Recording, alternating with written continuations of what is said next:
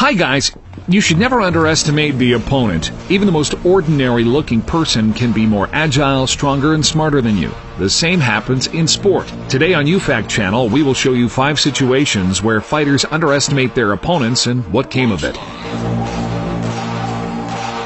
Everyone knows the famous Russian strongman Fedor Emelianenko, but sometimes his opponents were even greater giants than he is. For example, Zulu Sinho, whose weight is 185 kilograms and his height is 2 meters. This is a significant advantage in height and weight, but let's watch the fight.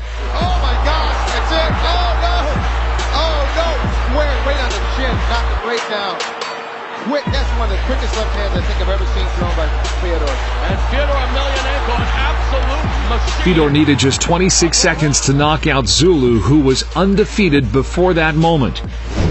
Emmanuel Yarborough was the biggest Samoista in the world, and a fighter in the fighting without rules. One day, he won just having crushed the enemy with his weight. Daiju Takase, weighing 94 kilograms, was the smallest of his opponents. Takase was avoiding contact with Yarborough, who incidentally weighed 272 kilograms, and earned a yellow card for inaction. No, don't go for it!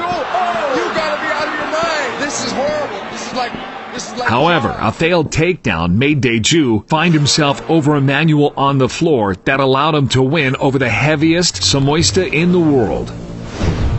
Bob Sapp, though he was given the nickname The Beast, has not the best reputation. He tries to get out of fights with minimal losses. In this fight, Sapp met with experienced Kyoshi Tamari, who is famous for being able to fight back anyone in a stand and in the stalls. You have to simply look at this list of fights and victories to understand the threat posed by Tamira. Bob Sapp with a gong attacked Tamira, and Tamira was knocked out in 11 seconds. Huge difference in size has brought its fruits, even in fights with such experienced and strong fighters. Akihisa Minowa is known as the killer of giants in MMA. Despite the huge difference in weight and height, he won incredible victories. Perhaps the giant Silva was the biggest opponent of this Japanese. The growth of the Brazilian is simply unreal, 230 centimeters, and his weight is about 200 kilograms. Interestingly, Minowa was dominating during the whole fight. He was able to knock the giant down to the ground, and there he finished him off with kicks. It's just like in boxing, you can soften a guy up and keep getting some knee strikes. And now he's going left and right with the knees to the head and to the body. Kyle Maynard was born with congenital amputation of the limbs. Despite this, he wrestled and even conquered Kilimanjaro. In 2007, Kyle participated in the Battle of MMA. His opponent was the two-legged and two-handed Brian Fry. I'm looking for Kyle to probably close the distance here and look for a takedown. Uma ameaça foi detectada. Uma ameaça foi detectada.